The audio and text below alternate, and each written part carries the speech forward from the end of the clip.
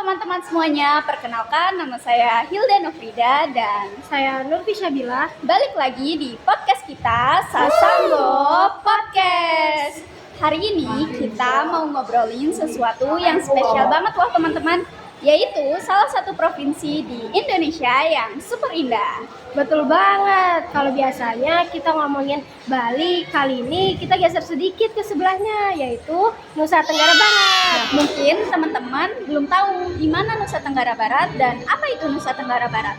Jadi, Nusa Tenggara Barat adalah provinsi di Indonesia bagian tengah teman-teman. Ibu kotanya di Mataram. Dikenal sebagai Pulau Seribu Masjid karena dominasi Islamnya dan kekayaan alam serta budayanya yang khas. Yap, benar banget. Dan Nusa Tenggara Barat terkenal dengan dua pulau besarnya, Lombok sama Sumbawa. Dua-duanya punya pesona yang berbeda tapi sama-sama keren. Nah, batas-batas wilayah Provinsi Nusa Tenggara Barat di bagian utara ada Laut Jawa dan Laut Flores. Di bagian timur ada Selat Sape, di bagian selatan ada Samudra Indonesia, serta di bagian barat ada Selat Lombok dan Provinsi Bali, teman-teman. Nah, teman-teman udah tahu kan identitas dari Nusa Tenggara Barat. Lalu aku bakal membahas secara geografisnya teman-teman. Jadi, secara geografis Nusa Tenggara Barat ini letaknya di antara Bali dan Nusa Tenggara Timur. Jadi semacam jembatan antar wilayah teman-teman. Iya, makanya Nusa Tenggara Barat kaya banget ya budaya dan tradisinya karena posisinya yang strategis, sering dijadiin jalur perdagangan dari dulu. Nah, ngomongin sejarah dulu sebagai jalur perdagangan, Nusa Tenggara Barat dulunya punya kerajaan-kerajaan lokal loh, Nurfi. Iya kan? Iya, kayak Kerajaan Bima, Doku, dan juga sampai kerajaan-kerajaan di Lombok. Dan uniknya di Nusa Tenggara Barat ada 4 suku besar loh. Ada suku Sasak di Lombok, terus ada suku Samawa di Sumbawa, lalu suku Embojo atau Bima, dan juga ada suku minoritas Bali yang tinggal di Lombok, teman-teman. Tiap suku punya kisah sejarahnya sendiri ya Nurfi berarti. Iya, Kayak suku Sasak yang terkenal dengan tradisi Islam Butut Telu, suku Sumbawa yang dikenal dengan tradisi Barapan Kerbo, suku Mbojo yang terkenal dengan tradisi penyelaman tarpalat, serta suku minoritas Bali yang tinggal di Lombok. kalau ngomongin 4 suku di Nusa Tenggara Barat punya legenda yang cukup terkenal loh, Hilda. Apa itu? Yaitu Putri Mandalika. Kamu tahu nggak? Nah, aku tahu nih ceritanya.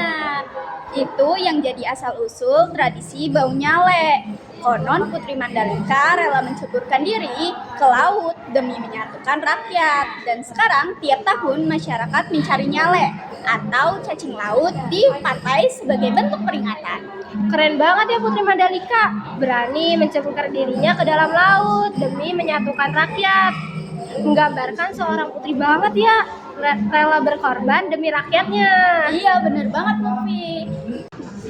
Nah, iya kan, Putri Mandalika keren banget loh Nurfi.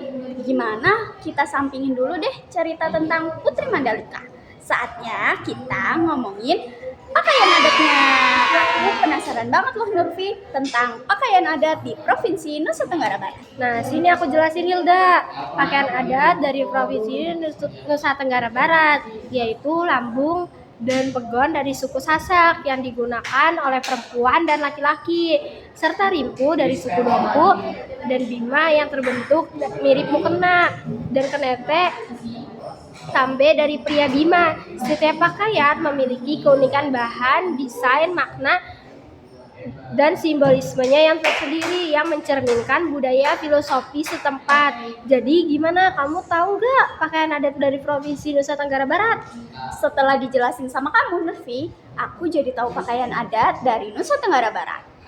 Ternyata keren banget ya. Motif tenunnya juga punya makna filosofi yang dalam banget. Sekarang kan kamu tahu nih pakaian adat dari Provinsi Nusa Tenggara Barat. Terus sekarang kamu tahu nggak rumah adat dari Provinsi Nusa Tenggara Barat? Tahu dong Nurfi, Rumah adatnya ada yang namanya balai tani dari Lombok. Ciri khasnya adalah tidak memiliki jendela dan pintu, berukuran kecil dan rendah. Interiornya terbagi dua bagian, yaitu balai dalam sebagai ruang wanita, dapur, dan penyimpanan. Dan balai luar ada ruang keluarga dan tamu. Dipisahkan oleh 3 anak tangga melambangkan siklus hidup. Jadi pengen lihat secara langsung ya kayak gimana rumah adatnya. Pasti lebih indah daripada apa yang kamu bicarakan ini. Benar Nurfi. Nah Nurfi, untuk alat musik dari Provinsi Nusa Tenggara Barat, kita punya alat musik tradisional seperti gendang balek. Oh, aku tahu itu yang biasanya dipakai saat upacara adat kan? Atau enggak penyambutan tamu enggak sih? Suaranya yang bikin semangat banget kan? Bener kan?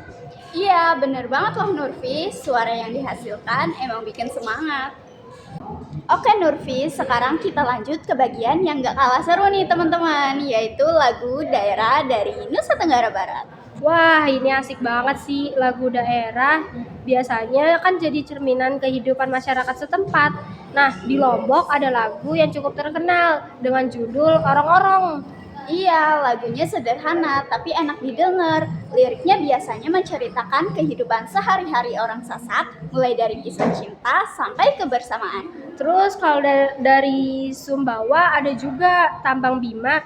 Lagu ini biasanya dibawakan dalam acara adat dan syairnya banyak mengandung nasihat kehidupan, Hilda. Nah, lagu-lagu daerah kayak gini, selain buat hiburan, juga jadi media buat melestarikan bahasa lokal loh Nurfi.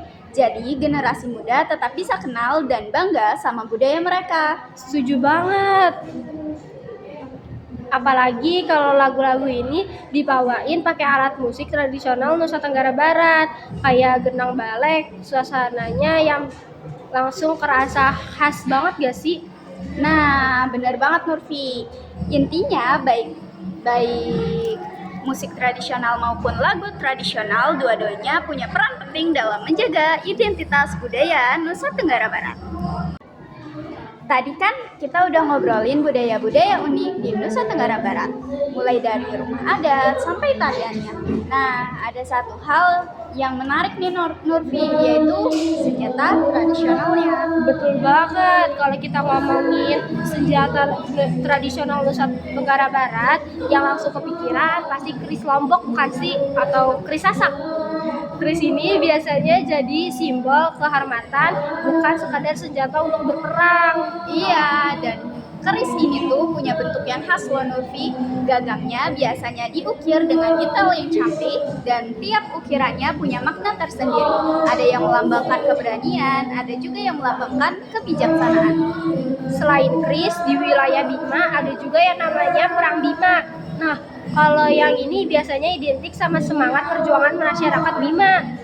Di masa lampau bentuknya yang sederhana tapi tetap kokoh, cocok banget menggambarkan karakter orang Bima yang kuat. Benar.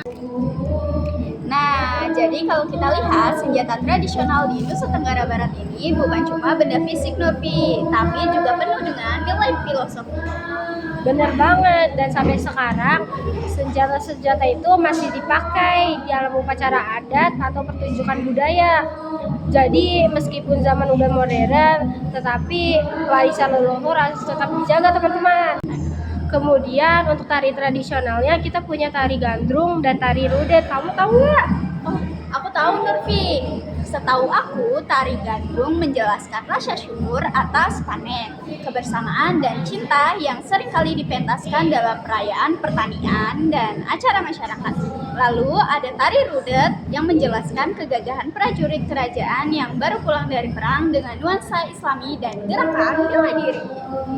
Nah, selanjutnya yang kita tunggu-tunggu ini Nurfi, yaitu favorit semua orang. Apa ya Nurfi? Apa yo? Jadi, yang kulinernya.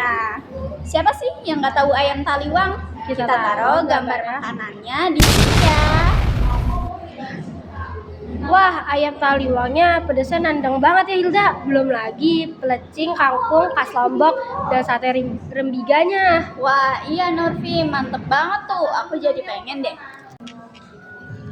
Selain ada makanan tradisional khas Nusa Tenggara Barat yang menggugah selera kita di Provinsi Nusa Tenggara Barat juga ada upacara adat ya loh Hilda, yaitu Bau Nyale di Lombok yang menangkap cacing sebagai penjelamaan Putri Mandalika, Nyorong di Sumbawa untuk prosesi pernikahan, Rosegere sebagai sedekah laut di Lombok, Petaka Panca di Bima untuk mengoleskan inai pada calon pengantin perempuan, serta Murisan untuk mencukur rambut bayi sebagai tanda syukur dari suku Sasak.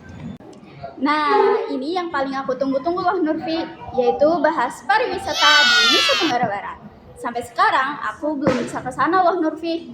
Pengen banget deh lihat betapa indahnya Nusa Tenggara Barat. Bicara pariwisata, Nusa Tenggara Barat ini surganya wisata guys. Dari Gunung Rinjani sebagai gunung tertinggi di Indonesia, Gili Trawangan, sampai Pantai Pink yang menakjubkan. Jangan lupa juga ada Mandalika ya, yang jadi lokasi balap MotoGP internasional. Aku jadi pengen cepet-cepet ke Nusa Tenggara Barat deh. Soon ya kita ke sana. Sun. Selain pariwisatanya yang keren abis, di Nusa Tenggara Barat juga terkenal dengan kerajinan tenun ikat, kerajinan cukli, dan tentu aja mutiara laut selatan yang mendunia loh. Kamu tahu gak? Tahu dong, itu biasanya jadi oleh-oleh favorit kalau orang lagi liburan ke Lombok gak sih? Atau ke Sumbawa?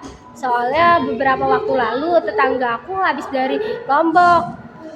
Dia bawa oleh-oleh buat kami. Terus mereka cerita-cerita di sana ada apa aja dan mereka ngapain aja loh Hilda. Oh iya, dari tadi kita udah ngebahas seputar Nusa Tenggara Barat loh. Sampai lupa kalau Nusa Tenggara Barat juga punya tokoh penting loh Nurfi. Misalnya Tuan Guru Kiai Haji Nazainuddin Abdul Majid, pahlawan nasional dari Lombok. Oh iya, tahu beliau yang organisasi Nahdlatul Watan bukan sih, yang besar banget pengaruhnya di dunia pendidikan dan Islam di Nusa Tenggara Barat kan? Iya, bener banget Nurfi. Ternyata ngebahas tentang Nusa Tenggara Barat bikin nggak inget waktu ya.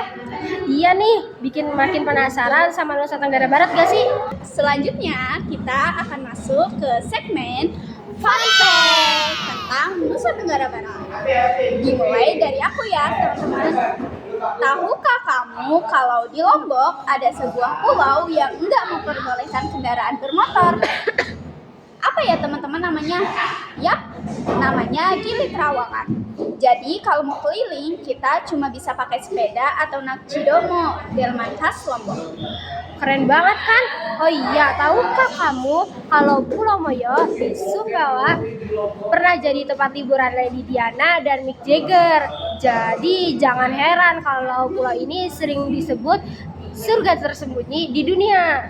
Terakhir nih teman-teman, tahukah kamu kalau Gunung Tambora di Sumbawa pernah meletus dahsyat pada tahun 1815? Saking besarnya, dunia sampai ngalamin tahun tanpa musim panas. Efeknya kerasa sampai Eropa loh. Wih, ternyata Nusa Tenggara Barat gak cuma indah ya, tapi juga penuh cerita menariknya. Wah, lengkap banget ya Nurfi, dari identitas, budaya, sampai pariwisatanya. Nusa Tenggara Barat emang gak ada habisnya buat dibahas. Makin dibahas, makin menarik. Bisa sampai pagi kita bahas Provinsi Nusa Tenggara Barat. Kalau nggak ingat, ini udah sore aja loh Nurfi. Betul banget. Jadi buat teman-teman kalau punya kesempatan jangan lupa datang ke Nusa Tenggara Barat ya. Atau dalam bahasa Sasak kita bisa bilang Matur tampiasi, sampai ketemu le Lombok. Bye bye. Terima kasih.